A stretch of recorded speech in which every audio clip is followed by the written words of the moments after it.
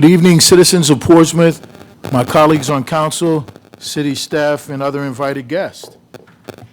I want to welcome you all to our public work session. And I would ask all my colleagues to please note your presence electronically.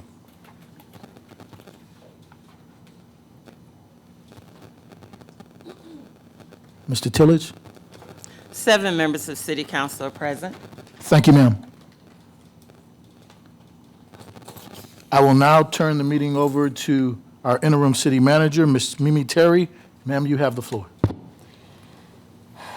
Good evening, Mayor and Portsmouth family, Portsmouth City Council.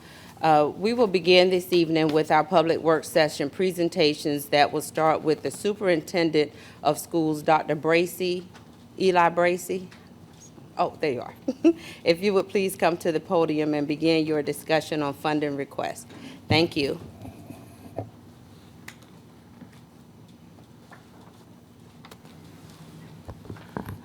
Good evening.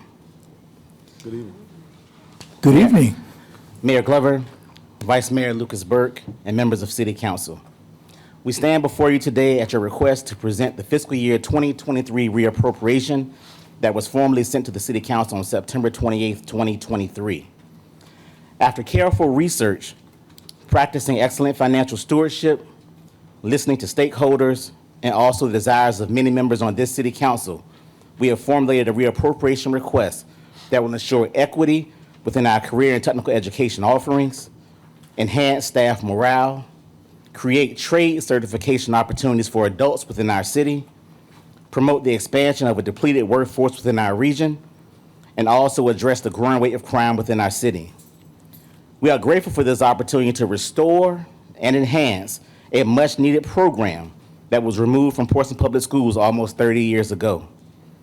As a school board, we are grateful to Dr. Bracy, Mr. Falk, and the entire staff for always doing what is best for our students, staff, and families. As a board, we have been the financial stewards that the citizens have elected us to be. We stand proudly to boast upon our many achievements that were accomplished under the fiscal year 2022-2023 budget. Achieved under that budget were 2 bonuses to all staff members, totaling $2,500 for full-time staff, $1,250 for part-time staff. We also produced 5% raises for all staff members, 20% for transportation and health services staff. In addition to that, we added Care Solace to support our mental health services and the addition of Panorama to support social emotional learning. I want to thank you all again for your time on tonight. Now I ask Dr. Bracy to come forward to continue with our presentation. Thank you. Thank you, Dr. Patillo. And before we move further, there is a PowerPoint presentation. Ms. White, I did get your email. It was sent over when we finished putting everything together We around did not 4:30. receive it, sir. Okay, that's fine. I think we can have it put in ourselves. Do you have access?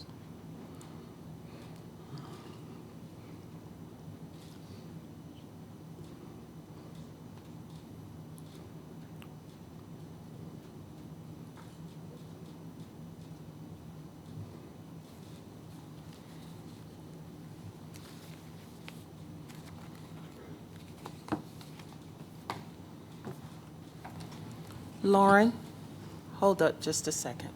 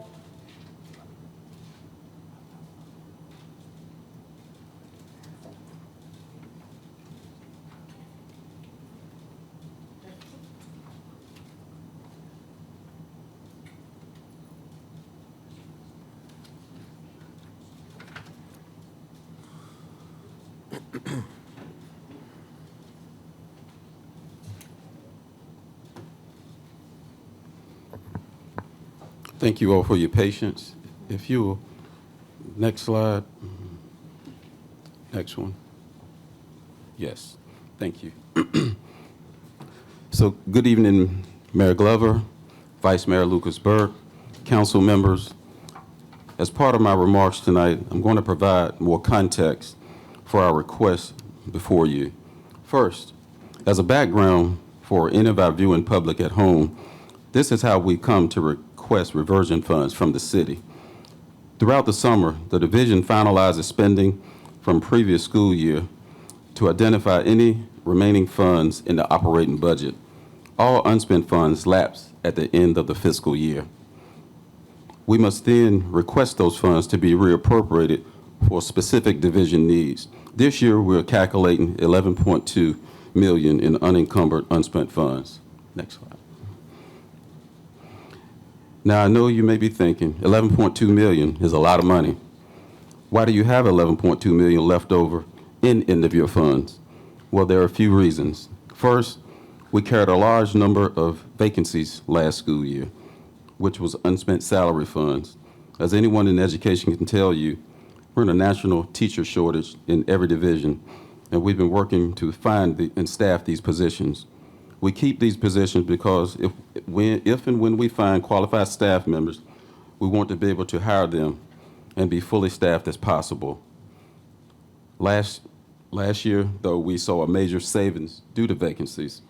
Secondly, as council knows, we saw an increase in federal funds that had spending deadlines within the 22-23 school year, and we were spent in addressing a number of needs in the division. Finally, as we're nearing the end of the fiscal year, we saw we had some increase in funds, and it created an opportunity for us. As I shared with the board last month, we can always spend end-of-year funds on any number of projects, upgrades, or technologies if we want. However, we also knew we had an opportunity to do something impactful with these funds if we held on to them.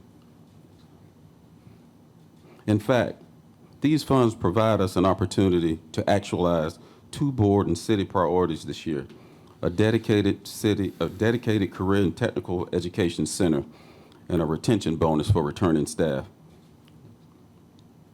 First, we're going to talk about the possibilities and opportunities that come with a dedicated CTE center here in Portsmouth, and there are many.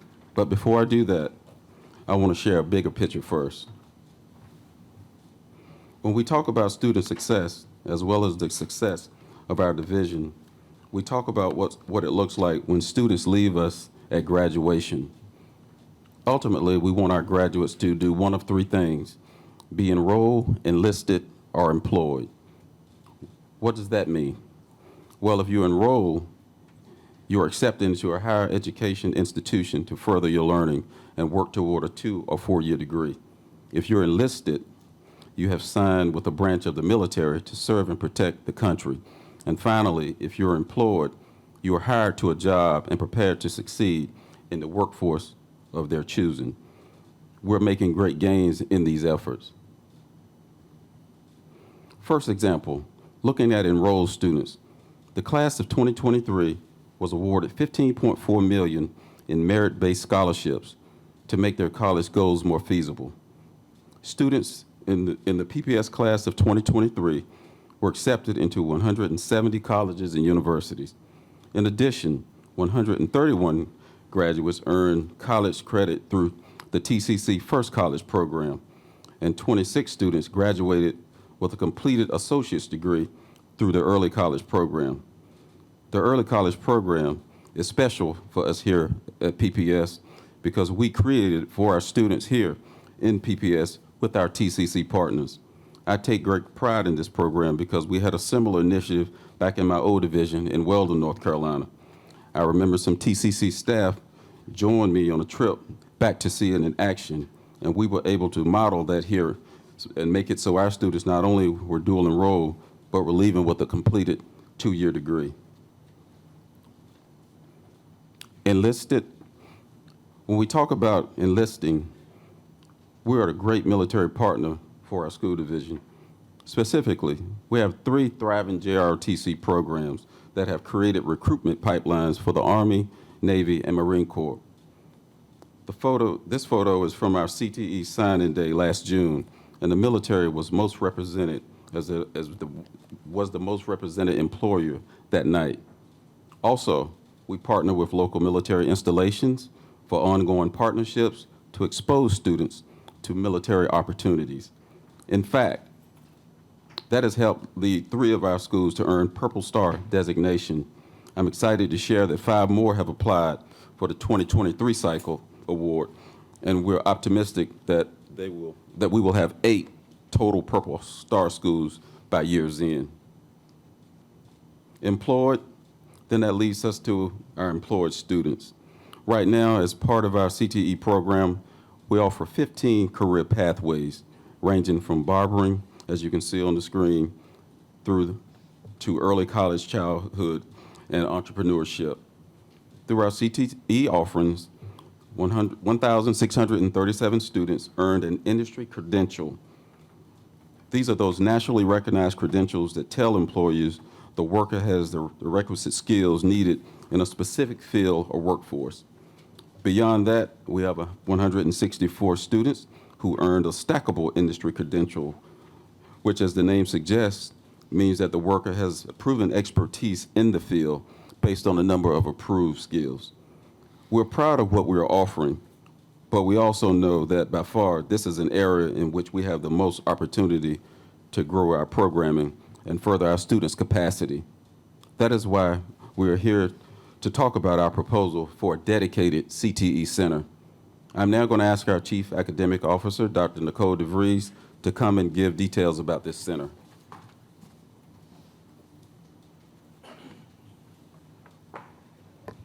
Thank you, Dr. Bracey, and good evening, Mayor Glover and City Council members.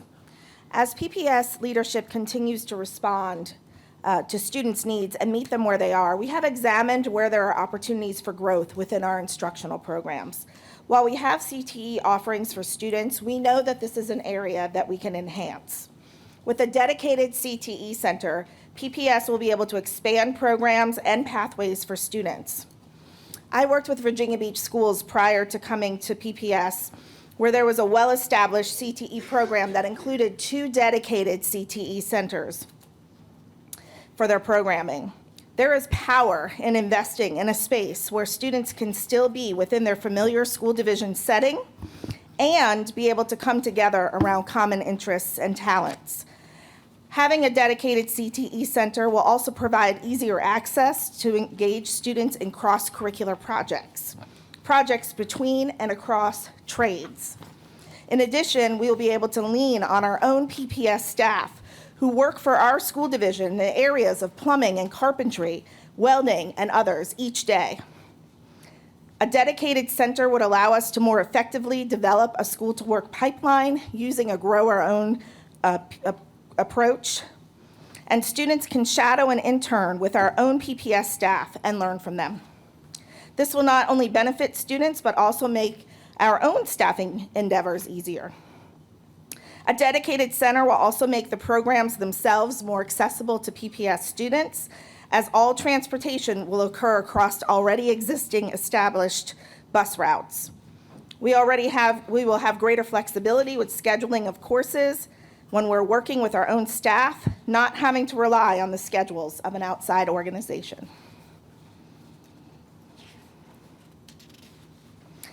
Considering how we can be good stewards of our PPS resources, we have a building within PPS that has served a number of purposes over the years. Currently known as the DAC Center, this building is located next to the Instructional Resource Center and has most recently been used for PPE storage when students first returned from the COVID closures. This is what the layout of the building looks like.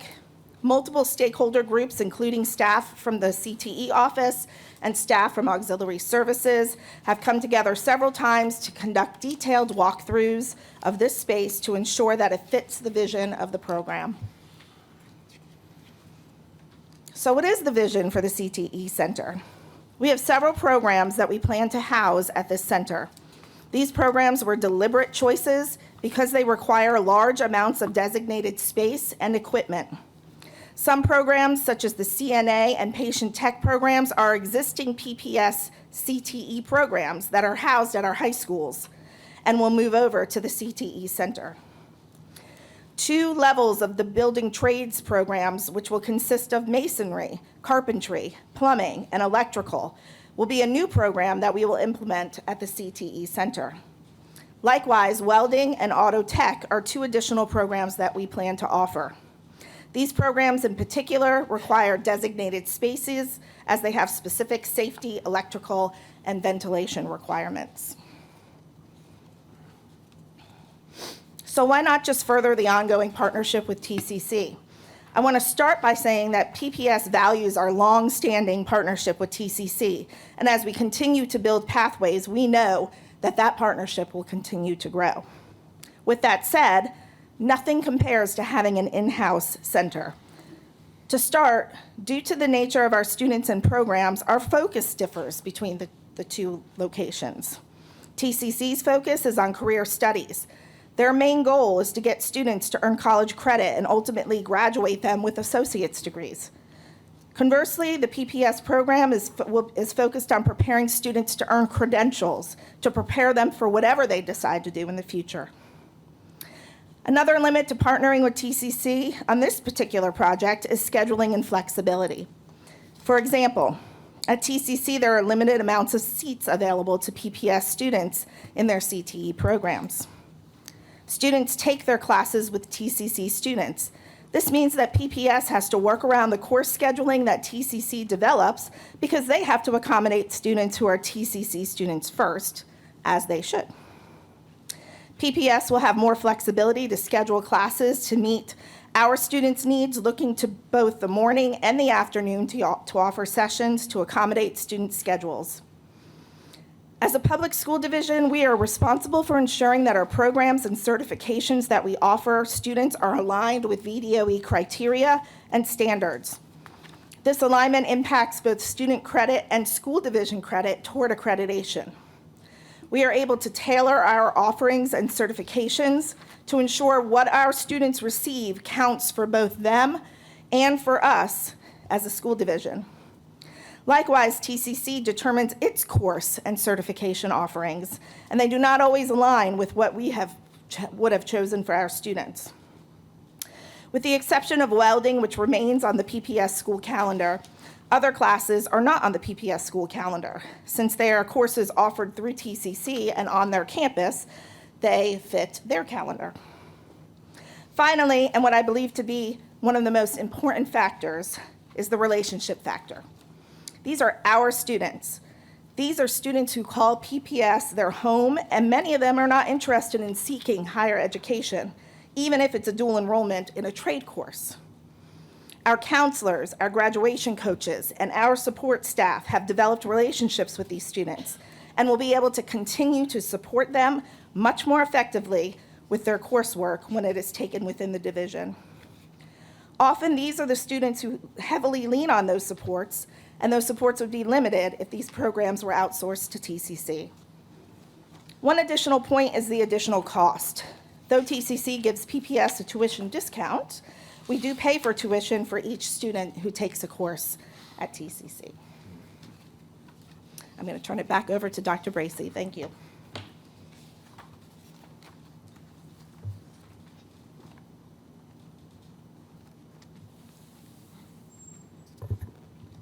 Thank you, Dr. DeVries. Now, our friends from TCC are here with us tonight. I've personally reached out to my colleagues over there the past week. I want to be clear. We are thankful for our partnership with TCC, and we're going to continue to grow that partnership.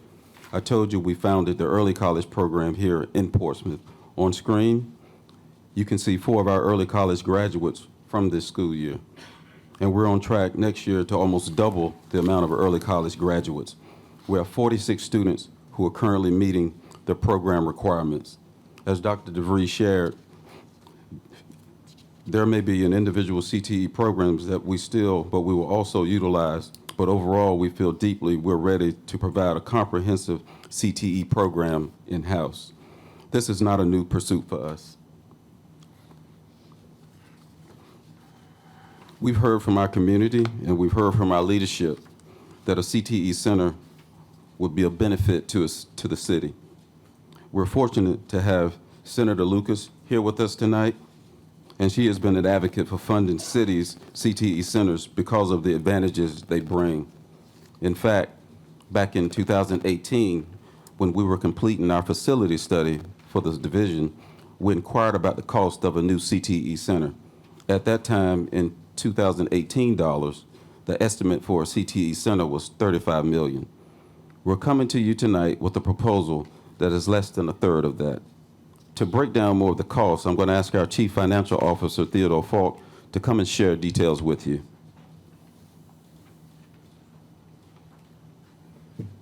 Good evening. Good evening. Mayor, Good evening. Mayor Glover, Vice Mayor Lucas Burke, City Council members, and Ms. Terry. So you're asking, how much did it cost? How much will this cost?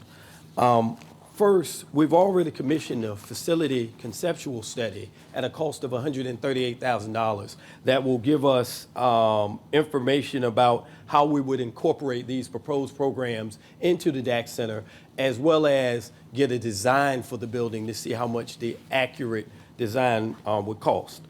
Based on our conversation with the architects, the estimated cost of that design of the building renovations would be about $1.08 million. Also, in their preliminary study, they have told us that the construction cost estimate would be about $12 million, for a total project estimate of $13.2 million. Obviously, those costs are subject to change with things that are going on, but right now, that's the project estimate that they've given us. Next slide. So one of the questions I believe in your city council meeting a few weeks ago you asked was about the additional cost for the equipment for all of these new programs that we would be putting at DAC. Right now, we're proposing to handle many of these through PPS federal or state grants, as well as operating funds. You'll see the cost there for those particular items. The total cost is about $593,000 to outfit the equipment and other areas within DAC for these programs. In addition, you will also note on this slide that we have already been forward thinking and that we've already purchased some of the equipment for building trades at a cost of about $384,000. So that equipment is already purchased on the way to be available when we open this new facility. Next slide, please. So how will we pay for the center? Obviously, as Dr. Bracy has already mentioned, we're asking you tonight to revert or return back to us $9 million in unexpended reversion funds for the 22-23 school year. We also, last year, the State General Assembly also allocated about $4.8 million for school construction grants to PPS to be used for projects such as this, school construction or renovation projects. They also said that that money could be carried over until the 24-25 school year to make sure that projects such as this could be completed and not have just a one-year time frame on those funds. With that said, that will give us a total of $13.8 million in funds available for this project. That amount is slightly above our $13.2 million estimate, and that will also give us some cushion for project overruns or if there are any cost increases between now and construction. I also want to reiterate, because I think I've heard this as well, why wouldn't we use our ARPA funds or American Rescue Plan Act funds? Well, as you know, one, a little different for schools and cities.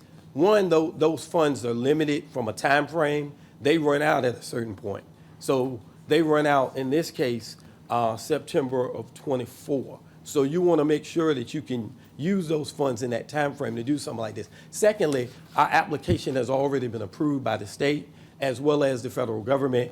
Projects are already going on. They've already been identified. So we wouldn't be able to shift the focus on those funds at this point. Next slide, please. So here's our timeline, so you know what we've kind of already done and what we plan to do in the future. Back in May, school board members, administration, they visited schools to identify those CTE sites. We went to several school divisions, talked to area partners, we talked to industry, trying to get a feel for, number one, what industry, what the marketplace wanted, and then also what was out there in other school divisions that were working.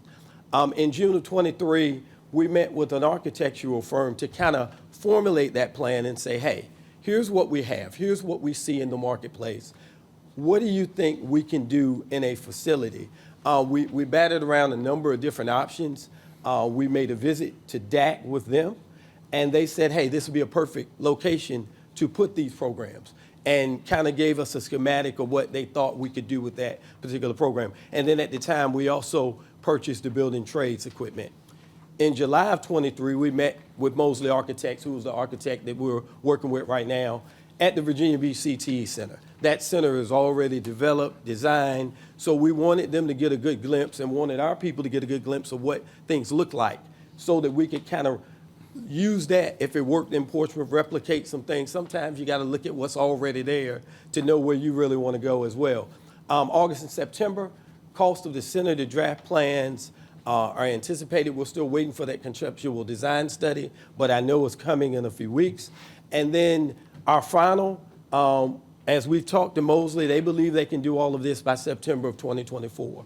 And we have the opening of the CTE Center at that time. And with that, I'm going to turn it over to Dr. Brace.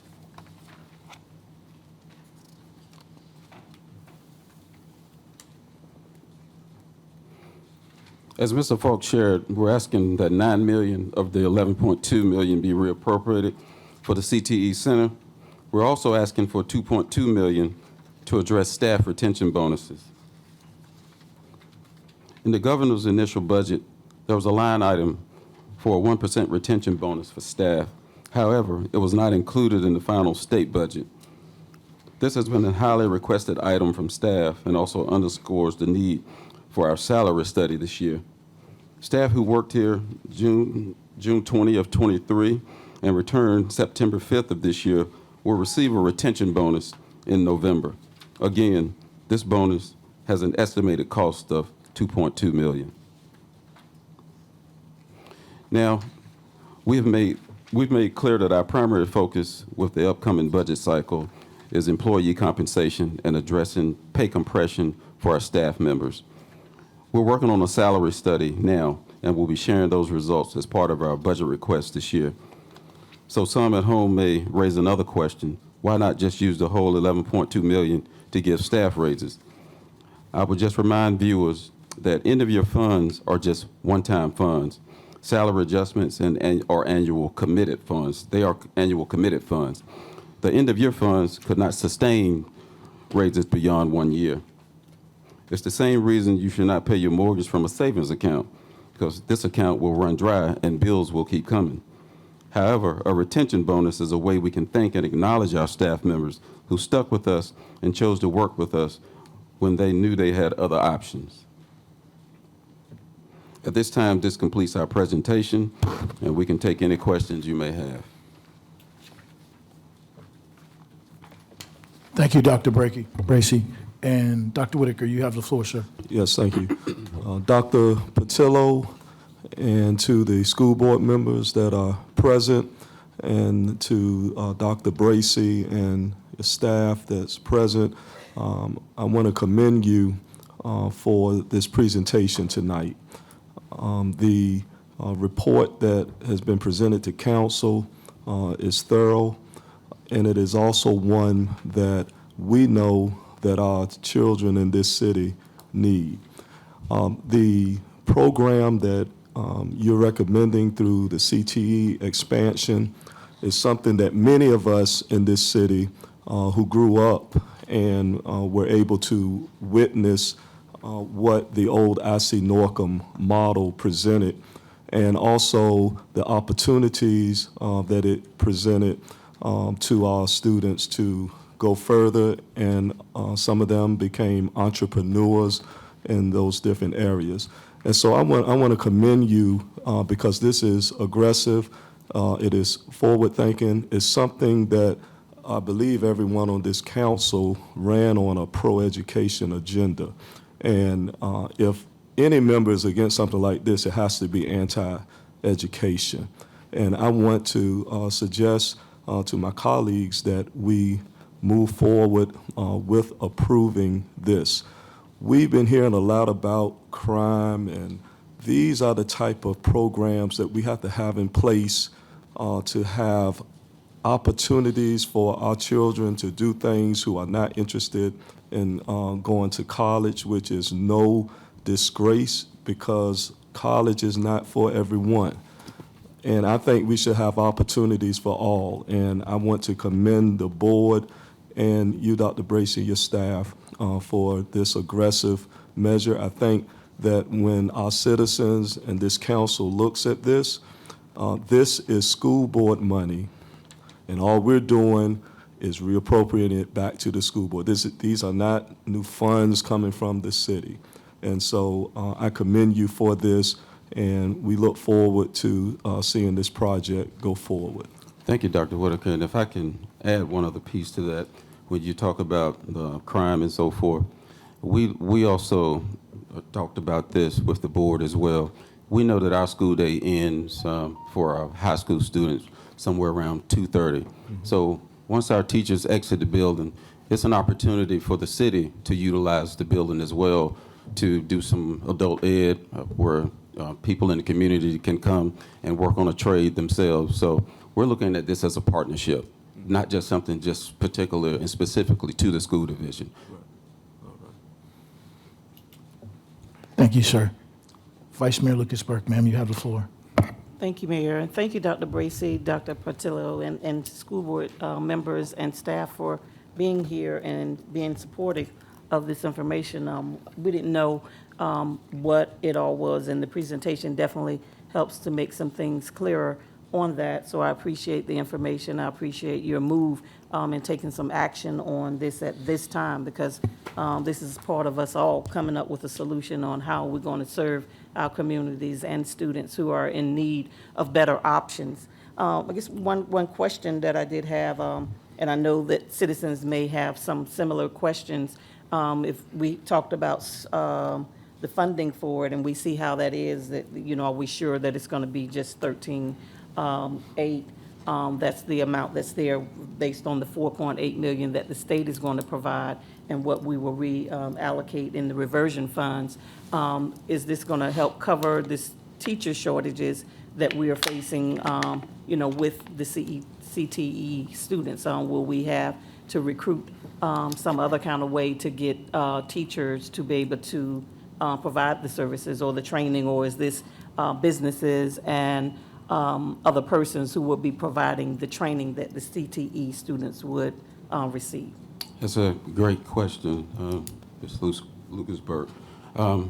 With that, it's actually what we've been given from the architects thus far is 13.2. Okay. What we have with the reversion as well as the grant is 13.8. Mm-hmm. So we do have a little bit over the amount that's needed once the final numbers come in, if it's a little bit above that. What Mr. Falk mentioned in his slide is that as far as the cost with the equipment, that's something that we can cover in our general operating budget, as well as some grants that come through CTE programs within itself. As far as the teachers, a lot of the programs that were listed up there, they're already in-house. Okay. We want to move them to a central location that will make it more feasible and easier access for our students. So those teachers will come with those programs. Mm-hmm. So they're already staffed. Okay. So really we're looking at maybe 3 teachers that we're going to be looking at: electrical, welding, and automotive. So those are the 3 that we're going to be looking for. So once we get the money back, then at that point we can go ahead now and start the recruitment of the teachers. We can post these positions and try to get them in here now. Because I think anytime that you're starting a new school or a new theme school or new program, it's always good to have the administrator on board, as well as the teachers that will work to build the program that you want to have in place, and not wait until all the brick and mortar is done and then bring everyone in. Mm-hmm. Because it's a planning process, and we want to make sure that we start that as soon as we possibly can. Okay, all right, thank you. And I guess just one final question is, I know we had some communication when I was liaison a couple of years back with the school board about a middle school. Is that still an option that some of these funds or any funds that remain or future will be on the table? Is that still a subject of conversation for school board? That's still a subject of conversation, but, you know, I think the time back in 2018 when we looked at a new middle school at that time, in 2018, I think it was maybe somewhere around 50 to 60 million. So you add 3 to 4 years to that, and I'm sure it's, you know, well above that. That's still something that we want to have. But the CTE Center was also on that list as well. And now we see that. We can actually touch it. All we need is the reversion of the funds, and we can really make that a reality. We're ready now and positioned where we've never been before to be able to make that happen. But I don't want to take away the need for that we wanted to look at a K-8 school because we got schools that are deteriorating, and we needed to get our 6th graders out of the elementary school so we could have a true elementary K-5 model and middle school 6 through 8. Okay. So that's still on the table. Thank you. You're welcome. Councilman Hugel, sir, you have the floor. Thank you, Mr. Mayor. Thanks, Dr. Bracy, for this very comprehensive brief. Thanks to Dr. Patillo and the school board for being here tonight. I have just a few questions to fill in some details.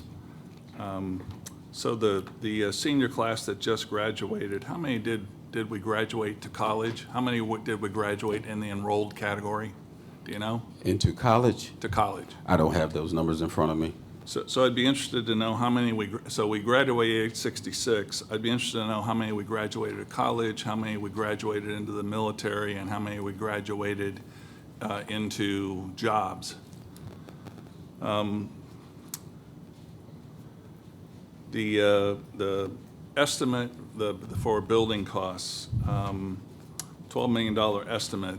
So the architect that provided that estimate, did he give you some confidence factor? I mean, did he actually visit and go through the building and come up with this estimate? How did we get a $12 million estimate, please? Well, I believe that they did. Well, I know that they came to the building. I think Mr. Falk may have mentioned that they came. We actually visited other school divisions as well, and they actually came to look at the DAC Center with us. As a matter of fact, they were meeting with our operations committee, walking around with the architect and one of the designers when I arrived later. So they've gone through it, and they gave us that number, but actually now we're doing the feasibility study to it to sort of firm those numbers up. So it wasn't just sending pictures or looking at a building and making an assumption. They actually did walk the building. And did they give you a sense that your fairly aggressive timeline to basically get the building refurbed and outfitted in roughly a year, did they give you a sense that that's a good timeline? Well, they said that's aggressive. They did. They said, but it just depends on when we get started, and then they could sort of give us a better timeline on that. Okay. The need to hire teachers and build out curricula. So you mentioned that some of these programs are already in existence in our schools. Some will require new teacher hires and new curricula. Are the teacher hirings and the curricula development, is that all built into your launch in September 24 timeline? Oh yeah, well, the state already has a curriculum, so that's nothing that we have to create. We're just going to follow the curriculum that's laid out from us from BDOE.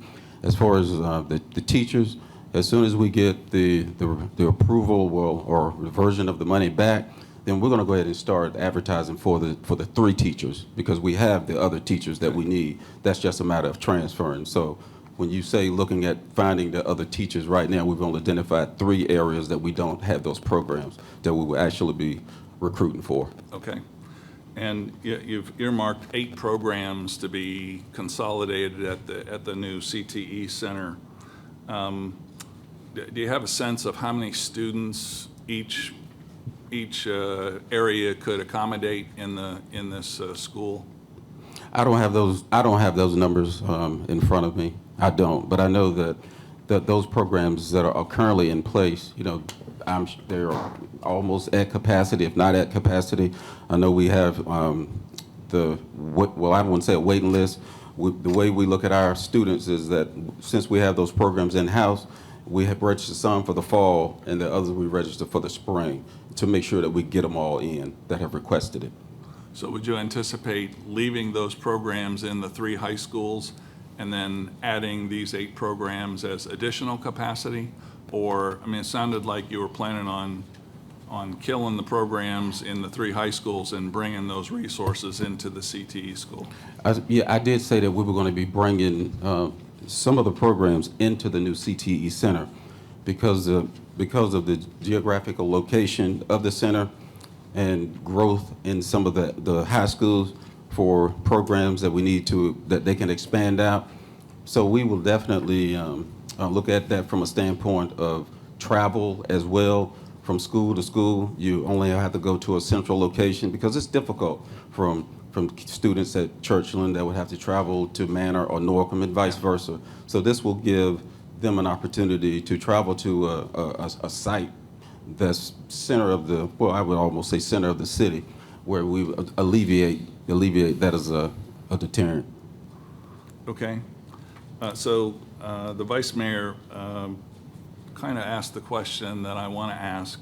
So my understanding is that if you had all the money in the world to spend on capital improvement, your number one priority would be to build that middle school. Is that the case, or is the CTE school a higher priority? Well, Mr. Hugo, the way I will answer that question is, I think we established that, and I think that was probably before you were on council, where we said that we wanted a new K-8 school. Right. Everybody met at Churchland Middle School for the joint city council school board meeting. We have never left that. In any of the presentations that we've shared with you, even in our liaison meetings, we've said that that is our first priority. But also on that list, number 2 was the CTE Center. Okay. Now, you got to understand, when you talk about Portsmouth Public Schools and our CIP program, you know, we don't receive many funds for CIP. We don't generate those funds for CIP projects. If you look at our CIP over the next 5 years, we probably have about $8 million spread out over that time frame, give or take a few. I'm sure Mr. Falk will correct me. But here's an opportunity that we have right here before us now, where we could actually envision having our second choice on the list to achieve that. Now, once that is received and once we get that, then the focus is still on a K-8 school, but we're talking $70, $80 million. This, what we have, is not even a drop in the bucket for that project. That's going to take some long-term commitment and planning, and for both boards to be working together to make that happen. What we're bringing you now is something that can be a reality if the money is allocated back to the division, because I know I'm going into my 9th year here, and probably the first couple of weeks when I arrived as superintendent, I had a retired vocational teacher from IC Norcom come to me and say, I need you to bring vocational education back to the division. Didn't think much of it at the time because, you know, I'm still swirling, you know, being the new superintendent, but as I listen, that's something you hear from people on a regular basis. I hear it when candidates are running for the position. So here it is. Everybody can check that box. They say that they've done that. They brought that to the city. The school board and the city council can make that argument to say that we made this happen. That happened under each of you all's watch. Okay, thanks. And just to be clear, so I campaigned on CTE. I'm a big proponent of CTE, workforce development. It's a passion of mine. So I want to support CTE however we get it done. And really the point of asking the questions is to try to understand if we go this path. You've outlined a 13-point-something million investment that's required. We have another source for CTE education with facilities right here in Portsmouth, Tidewater Community College. And so exploring both paths to try to understand what the trade-offs are. And I understand that you want to bring it back in-house. We had that discussion at the liaison meeting, and really the question I'm wrestling with is it worth 13 point something million dollars for the benefit of bringing it back in-house?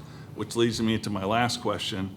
So Dr. DeVries mentioned several issues with not expanding CTE with Tidewater Community College during the time that she spoke.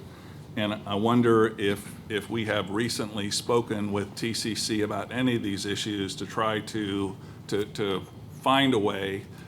So even if we go down the route to build the CTE school that you're talking about, that's 8 programs. Tidewater Community College has many more than 8 programs, and so it seems to me like we ought to be having the discussion with them to work through some of these problems, because there are other opportunities that maybe our kids don't want to be plumbers or electricians or welders, but they might want to be something else that Tidewater Community College offers, like working on electronic vehicles or some of the other things that are available to us right here in our Skilled Trades Academy. And so if we're not having those discussions, I want to encourage us to have those discussions and see if there are solutions to those things so that we can expand the collaboration and do even more career and technical education for our kids than the CTE school here that you've outlined would offer. So again, I appreciate you all taking time to walk us through this, and we have tough choices ahead of us to try to make sure we're doing the right thing for our kids. Thank you. Thank you, sir. Councilman Barnes, sir, you have the floor. Thank you guys for the presentation. For me, this is not a hard choice. I think we all ran on that. I can't name one person on council who did not run on this, or a school board member who did not run on this. This is something that's going to be beneficial for our children. And for me, I'm hoping that you will get it in September 2024.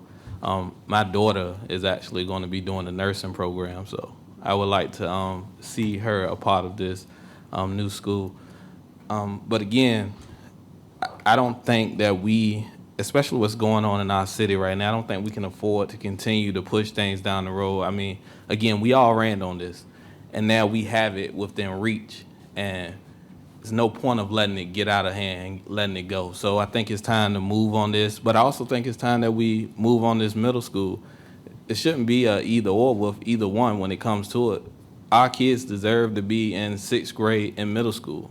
Our kids deserve those things. We got to make it right for our kids to make sure that they have the opportunities as everybody else. Not just, this is not something that is unusual. 6th grade is in middle school. It is safer that way to put them in middle school. With my daughter, who went to 7th grade this year, she wonders why she had to wait to 7th grade to get in middle school while her friends from other cities are in middle school.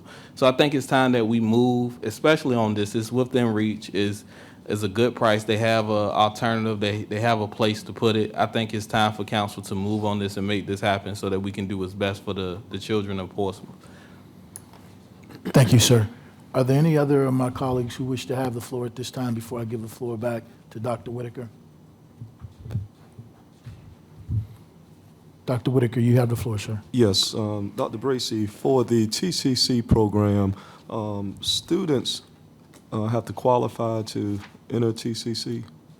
I think the only thing that I believe that they have to have now is maybe the GPA requirement 2.0. The GPA? Yeah, the testing requirement was removed. Yeah, but being that it's a dual enrollment course, I think it is a 2.0 requirement that's still there. So if they don't meet that 2.0, they can't enroll in TCC? I don't believe so, but I mean, we have the experts here in the House, so they can probably attest to that as well. Mm-hmm. Well, they're up next, so I think you can ask that question to the TCC. They're here, so they'll be able to answer that question, I Okay. believe. What I don't want to happen is that we start pitting the TCC program versus the CTE program. I think there's room for both of them. And I don't want us to try to move in a direction to try to say that the CTE program is not something we should be moving forward because we have a TCC program. I think that the net needs to be wide enough to catch all of our students. And so I'm listening to these comments that are being made. And again, this is school board money that they are asking to be reappropriated because we are the fiscal agent to do that. For us to try to micromanage what the the school system is trying to do is not the responsibility of council. I don't see this type of critique when we have other projects that come before us. It's only when the school system comes that we start putting in all of these criteria and questions. They're a professional organization. They have presented to us, and I think that all of this discussion that needs to take place, that can take place, but I think we need to go on as a council and in our later meeting, reappropriate these funds. And Dr. Whitaker, if I can follow up with that, we don't want to be in a position where we're trying to put ourselves against TCC either. Right. As we mentioned in the presentation, we're going to continue to work together. We're going to continue to grow the programs that we have. I mean, they have that relationship in other school divisions, so we're not any different. Right. Chesapeake, they work with them, and then they have a center. Virginia Beach, they work with them, and they have a center. Right. So we're just trying to expand our opportunities for our students as well, Exactly. not to take away. We're going to continue to work with them. Exactly. That's a given. I mean, Right. Dr. Woodhouse, who's here tonight, she was on the trip with us when we went back to my old district to look at the early college program. So Right. we have those relationships, Right. and we're going to continue to foster those partnerships. That's not going away. Exactly. So I don't want you to think that Right. a vote will determine whether or not we work with them or not. Exactly. We have to continue to work with them. Exactly. Did you invite us, Topwater, to come tonight? No, sir. No, sir. I didn't. Because I know council didn't ask for them to present. It was for Dr. Bracy to present, I thought. That's what I thought. Okay, so No, I just sir. want to make that clear because I see where this thing is trying to go. Right. All I didn't. But it's not going to go that way. Okay, so we're in this together. So the presentation we asked for was from the school system. Okay. Councilman Tillage, sir, you have the floor. Thank you, Mayor. I concur with my colleague. What I don't want to see happen is the school division pitted against TCC. I think the optics of this public work session is not a good one. It looks as if the school board is having to make an argument for their own money. As a product of First College, I've seen the positive things that TCC provides to students. I've seen the collaboration throughout the years as it's continued to grow. I would love to continue to see TCC and Portsmouth Public Schools work together. I think that it would, and I brought this up in our liaison meeting with you and your board and myself and Councilman Hugel, there needs to be more conversation amongst school board and city council. There needs to be joint sessions. I don't like the idea of school board pitching at a public work session. We're supposed to be colleagues. You all are elected to serve just like we're elected to serve. And you all are supposed to be stewards of your dollars just like we're stewards of ours. And so to see more collaboration amongst the two boards, I would love to see happen to help to build that trust back amongst city council and school board. And I think as good faith efforts, I just don't think that this was a good faith effort to move in that positive direction, just the way that it's formatted. But I do support CTE being expanded in our school division, and I'm really hoping that moving forward, as we're having more conversation, that we do collaborate more in joint meetings. And when I mean joint meetings, I mean city council members and school board members sitting together around a table, not just having our school board having to sit in an audience and not being able to speak their piece as well. And so hopefully we can move in that direction and really do something big for Portsmouth instead of just these optic games. that it looks as if are happening. So with that, I'll rest for right now. Thank you, sir. Councilman Moody, sir, you have the floor. Thank you, Mayor. And Dr. Bracy, thank you for the detailed presentation. Particularly, thank you for disarming this thing about there's some type of friction between TCC and the school system. I think a council would be remiss if we didn't look at both options. And that's not to say that one option is going to be 100% or the other one's going to be 100%. I think collaboration, I think, is a word that you used earlier, and I can see that. And my colleagues are right. I think everybody on council and probably even past councils have spoken about the need to bring vocational education back to Portsmouth and back to our city, because businesses have a tremendous need for it, and there's a tremendous career and earning opportunity for kids. College is not for everyone. It wasn't for me. I joined the Air Force a week after graduation. So I applaud you for the presentation. I would like to see some hard figures. I know you worked with one architectural firm to get a cost estimate on what it would take to convert the DAC Center. And how old is that building, by the way?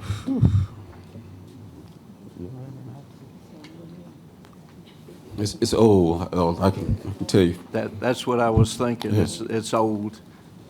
Some say I'm old, which I'm kind of old, but I remember the DAC Center when I was much younger. So I would want some assurance and maybe even some additional estimates on that. And believe me, I'm not trying to throw cold water on it, but I think when we go into anything, we need to be pretty darn accurate on what the cost would be.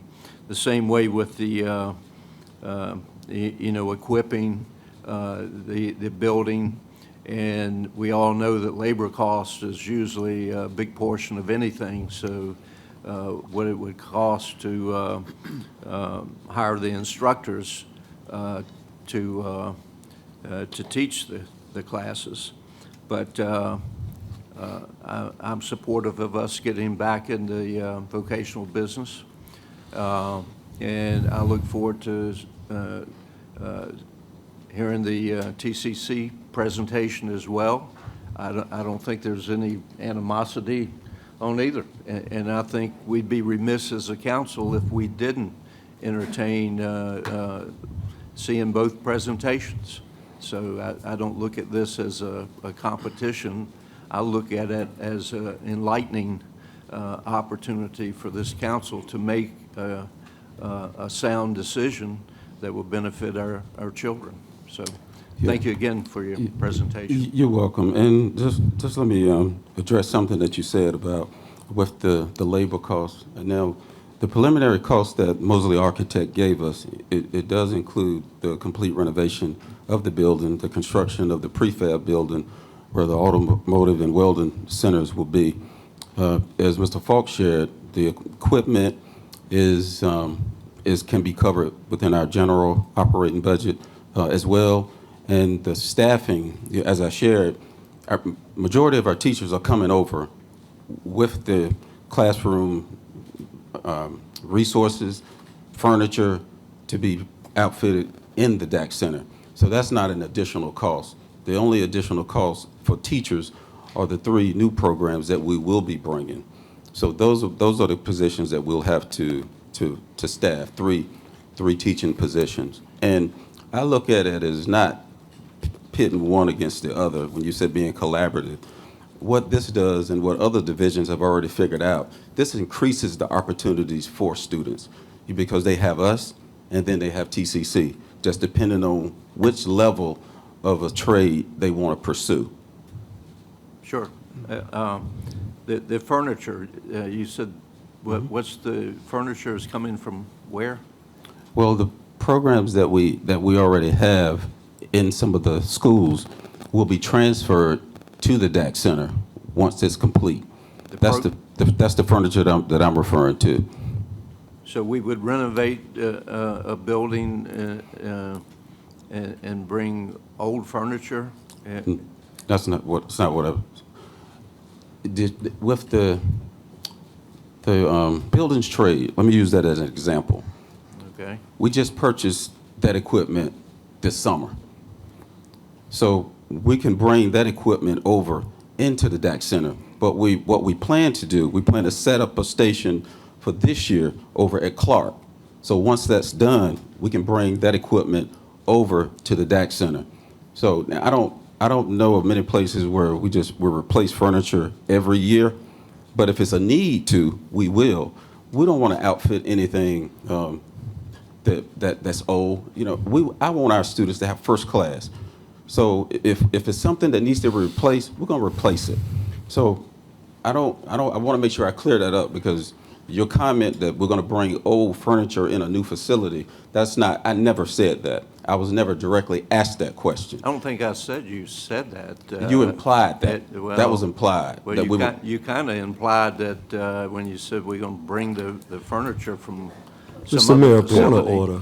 But that's, Well- you know. There's a Councilman whatever. Moody, hold on, please, hold on. Hold oh, on. I'm fine. Yeah, Please. I'm done. Please, let me address the point of order. Let me address the point of order that is called. There is a point of order on the floor.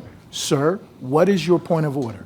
That Mr. Moody is becoming argumentative with the superintendent, and I would ask that you would move forward with the next council person to question or to ask or make statements. Argumentative, sir, can be interpretive. Yeah. So what I will say, as the chair, I would ask Mr. Moody to complete his comments so that we can move on. Are you complete?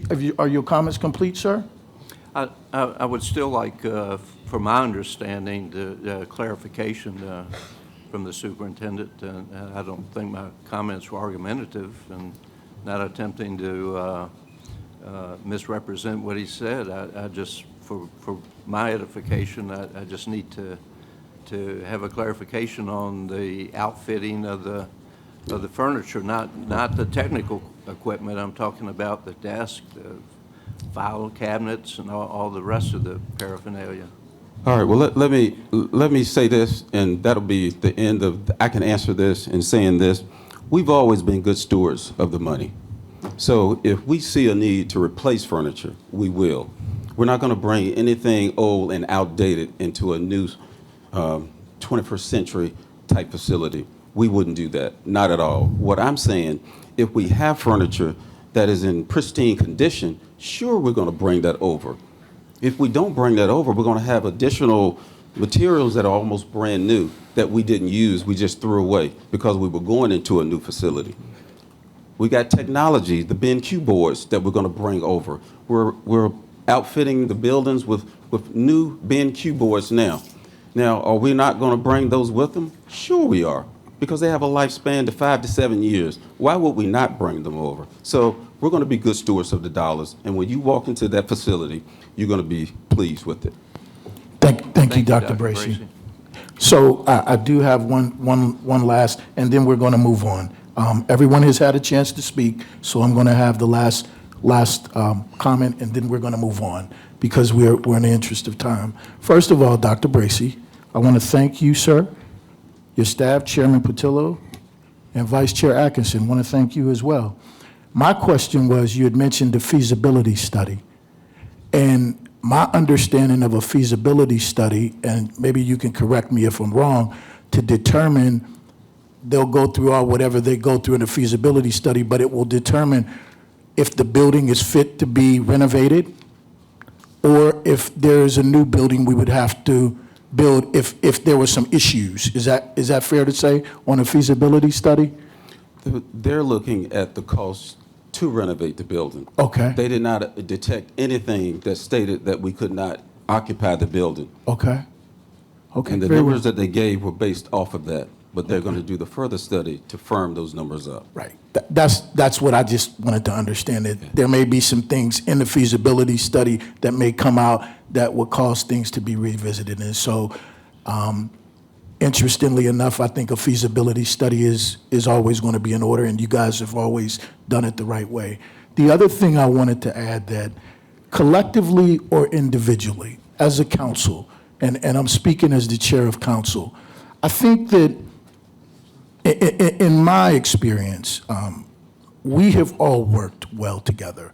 This council has supported you and your staff collectively and individually, and we will continue to do that. We appreciate all of the effort of our schools. Individually, I know that I love the schools and I support the schools. My grandchildren go to Portsmouth Public Schools. So just know that there is not a situation of anyone up here that we are in a position to be against anything or take that position. All we're trying to do when we ask for information is, you said it, we are all stewards, right, of the resources. In addition to that, I think we all believe, without a shadow of a doubt, the number one priority for all of us is to develop our children to be successful and contributing adults in their lives. And I think that's uniform across the board. So I want to thank you for taking the time out of your evening. I want to thank your staff and all of the school board members and everyone that showed up tonight. We appreciate the information, and we look forward to continued conversation. Mr. Mayor, I had a request to speak. Sir, because of in the interest of time, we're going to move on, because I think we've all spoken and we've all covered the conversations. Right. So in well, the interest, I just wanted to comment to what you just said. It sounded good, but we know what we just witnessed in here. And I'm saying that we need to respect the superintendent, and we need to respect the request. It is their funds, and we need to reappropriate, and I'm asking my colleagues to vote to reappropriate these funds back to the school at the appropriate time. sir, no one is disagreeing with your position, but thank you, Dr. Bracy. We're going to move on with our presentation. Thank you all. Thank you. I think they're gone. I think they left. And we'll wait for the interim city manager to return so that we can continue on with the agenda. Well, my question, Mr. Mayor, again, there was not a request for TCC to come to our meeting. And I think what was done was a disservice to the school system. I know when I was speaking about TCC, I support what TCC does. But it shouldn't be where now council, and I'm not sure who the players were that put this on the agenda like this, but that should not have been done. You disrespected the school system. You have the chair, the school board members, staff here, and to do this and to have TCC walk out, I think that speaks very poorly of how this was handled. And to have a council member questioning the superintendent on furniture, I've never seen that before. We don't even question contractors like that. Thank you, sir. Councilman Moody, you have the floor.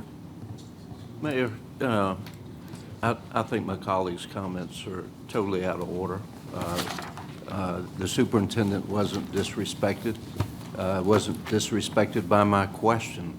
Usually when a facility is either a new facility or one that's been completely renovated, there's usually a line item on the cost of outfitting a facility. And usually when a new facility is open, everything is brand new in it. You don't pick and choose. So my question and my statement is certainly not out of the ordinary. In fact, it's a commonplace question. That's usually part of the cost. and most people that are familiar with construction and estimates would verify that. Thank you, sir. Councilman Barnes, sir, you have the floor. I just want to say to the school board, the superintendent, I appreciate all the work that you guys have done and are doing, and you continue to make our children proud. You made me proud as a parent of the Portsmouth Public School System with multiple kids in the school system. I don't care about what kind of furniture you put in the building. I just want the building. But again, I just want to let y'all know that the majority of council really appreciate you guys, and I know we like to say that, and this is not a shot, so I hope don't nobody take it. I know we say that we've always supported the school system, but we haven't always supported the school system to what they fully needed. That was done starting 3 years ago when it comes to fully funding our educational system. I know we've met the needs because you guys had to go back in, and I was on the school board, so I know, and a couple of us were on the school board, and I know you had to go back in at times and change what you had in your budget, but for the last 3 years, you have been getting what you needed, and I'm hopeful that we can continue to do that, and again, give you guys back the money that we have already given y'all. This is not a new request that you guys are asking for. This is literally your money that we weren't going to have in the first place. So I don't really understand the debate and what's going on. But again, we appreciate everything that you've done, that you are doing. Get whatever furniture you need, bring whatever you want, just get it done. So in September, I can have my daughter going there. Thank you, sir. Councilman Tillage, did you want the floor? Okay. Thank you all once again for your patience. Madam Interim City Manager, ma'am, you have the floor. Thank you so much. TCC decided that they're going to come back next council meeting and do their presentation on education and what they offer in their programs so that it does not get confused with what we were trying to do here tonight about reappropriating the funds. Again, there is a resolution on the books as it stands to reappropriate those dollars requested from schools so that there is no confusion for their purpose of being here. They will return on the next council meeting to identify and present knowledge and education of the programs that they currently offer outside of what is currently with Portsmouth Public Schools. Okay, and so moving forward, that is the close of my speech. And so we have Mr. Mayor. CMR Summer. Sir, can you be patient and allow for her to finish? I see your name. I'm going to Right. recognize you. I just needed to let her finish what she was saying. Okay. Okay? You have the floor, sir. Okay. I'm understanding that they're going, oh. not Dr. me. Whitaker has the Oh, floor. Oh, sorry. I thought you were finished, but. Oh, I'm done. Is she Okay. finished? Well, I don't, you have the floor, sir. You have the Go floor. ahead. I'll let her. Sir, you have the floor. Okay. You have the Yeah, floor. I just want to say, Madam Interim City Attorney, City Manager, the placing of TCC on the agenda, was that your call? It was a group effort, but I'll I take mean, it. what group effort? Mine, I'll say, it was mine. It was my call because You I'm said a it was a group effort at first, so now group it's of your- me. Okay, yeah, so I'm glad that TCC saw the writing on the wall. And I think when you come back with them, that if it's to, and I don't know why they're presenting this to council, that's something that you present to the school system. So I'm not quite sure why that's coming before us at a public work session. Would you like me to clear that up? That's what I'm asking. Okay. TCC came to provide information on the programs that they currently have. There have been a lot of misinformation about the enrollment requirements to get into TCC for our students. So TCCs, yes, it has been. And so what's been happening is we wanted to give you all an opportunity to understand what TCC has to offer. And again, nobody was questioning the $9 million. What we were doing is giving TCC an opportunity to talk about what they offer in a program, the $45 that they charge per credit hour for our students versus the $352 per credit hour. They were talking about the program that they extended after meeting with the schools and saying the school said we have an additional need. Can you extend that program? And so TCC was actually coming to talk about the extended programs that they have incorporated after they had been working with the Portsmouth Public Schools. So it was all for information purposes to give the public and council an opportunity to understand what TCC has to offer. Nobody was taking anything or requesting that something be removed or pitting. It was an opportunity for the public to understand what TCC has to offer. Their students, we have 300 and some students at TCC right now in the program. They can get dual enrollment. Did you know that? So it's all of those things that have been questioned in the past that needed a response or answer so TCC could put down and say, this is what we do for Portsmouth. We are invested in Portsmouth. We have spent $10 million on an investment in TCC from Portsmouth that Senator Lucas was a part of making happen. So again, we're letting you know what they have to offer and what education our kids are receiving. They were providing that to us. It's a teachable education knowledge to give you, council, and the public for what TCC does for us now in conjunction with the schools. It wasn't to take away anything, it was to educate you. Mr. Mayor, again, that's a presentation for the school board. That's not, I don't TCC see doesn't any, run the school. I don't see any purpose for why that was scheduled for tonight. And I think that persons in here who have eyes to see and ears to hear saw what happened, and I'm not really interested in them presenting to council, and that would be something to present to the school system.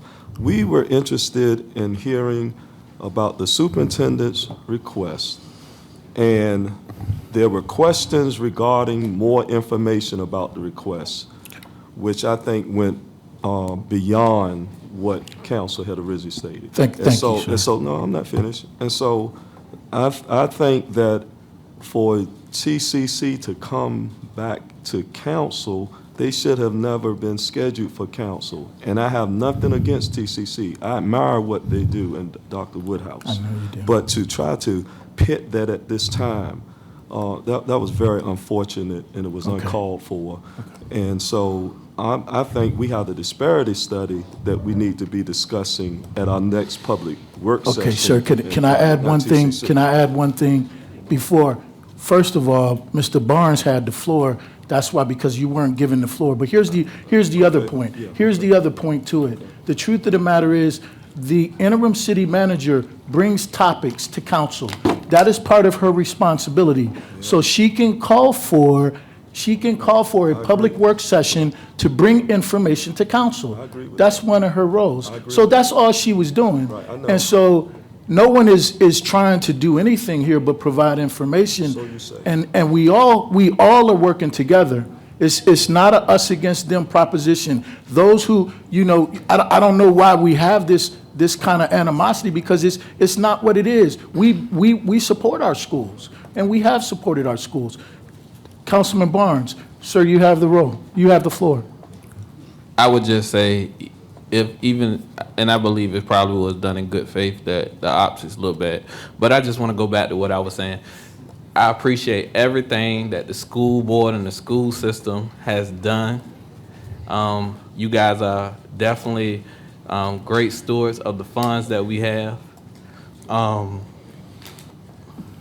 You make me proud and our kids. I'm just trying to change the room.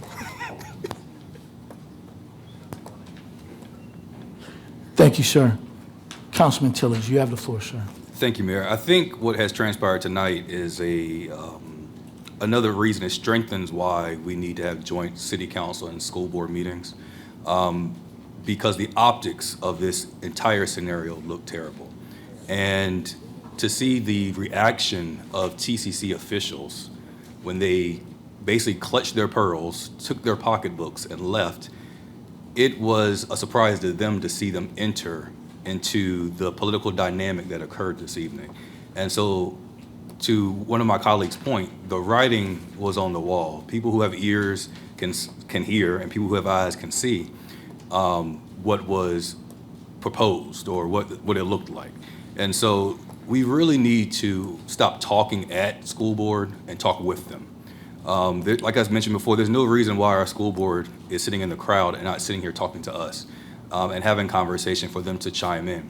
That's how we build good faith. That's how we build good relationship in our, not only for the school board, but within the city.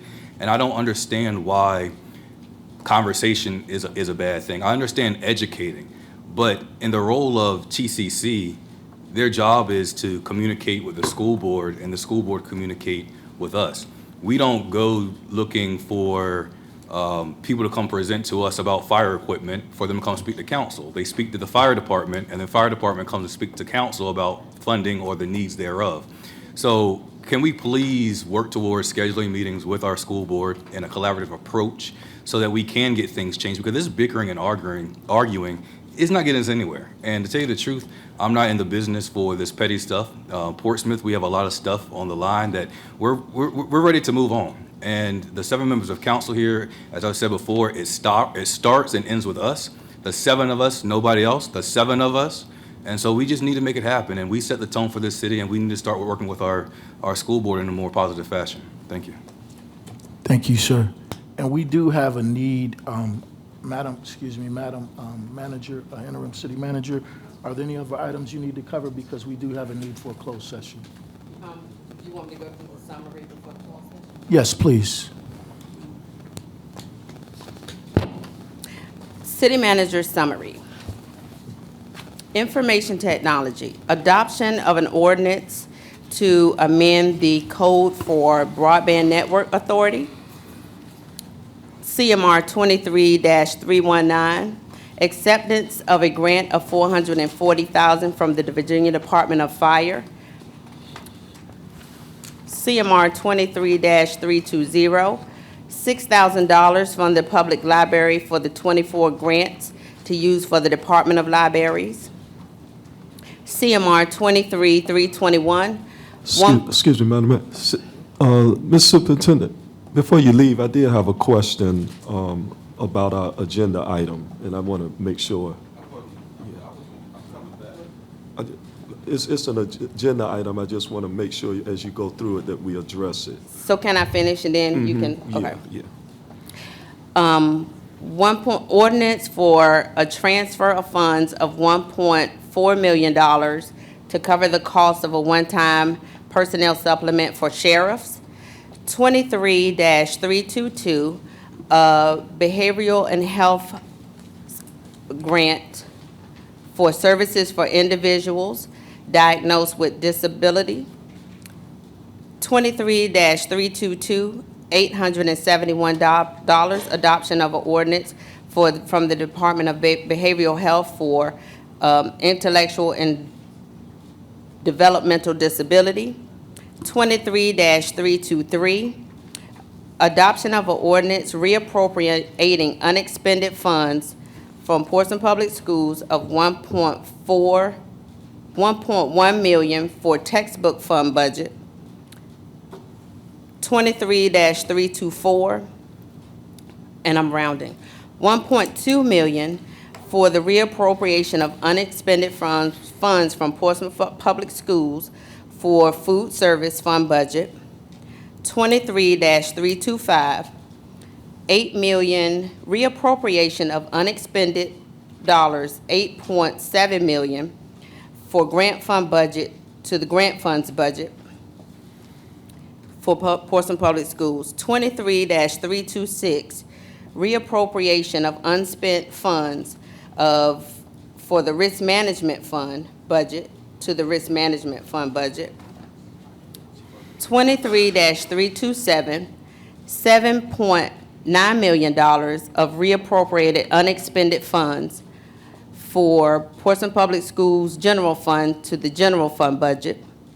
23-328, $9 million of unexpended funds are reappropriating for a transfer for school projects category for capital improvement. I'm done. Okay.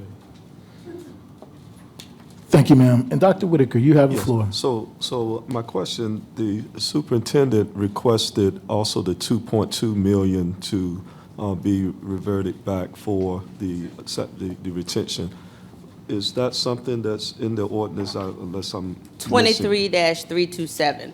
It's $5 million for one, and then 2 point something, which brings you to the 7.8 million. Okay, so that's where it is. Okay, I just want Yeah. to make sure. All Because right. they can't go to CIP. Okay, all right, thank you. Thank you, Madam Interim City Manager, and thank you, Dr. Bracy, once again. Did you have any closing comments, sir? We appreciate all you do for our public schools, sir. Now we have a need to go into a closed session. Vice Mayor, would you please read the motion? Thank you also, Mr. Fox. Thank you. I move to go into a closed meeting pursuant to Virginia Code 2.2-3711A8 for the purpose of consultation with legal counsel employed or retained by the city regarding specific legal matters requiring the provision of legal advice by such counsel specifically regarding collective bargaining, and pursuant to Virginia Code subsection 2.2-3711A1 for the purpose of discussing and considering candidates for appointment to boards and commissions. Thank you. We have a motion. Is there a second? Second. I would ask all of my colleagues to please vote electronically. This item is adopted 7-0. We are in closed session.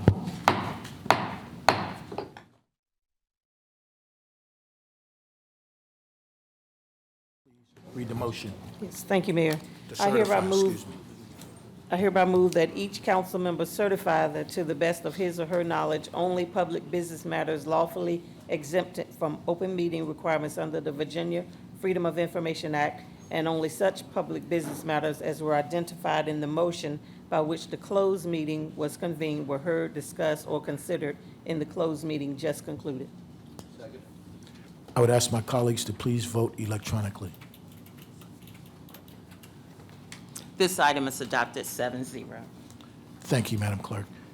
This meeting, work session is now adjourned. We will reconvene in 7 minutes. We will reconvene our regular meeting in 7 minutes.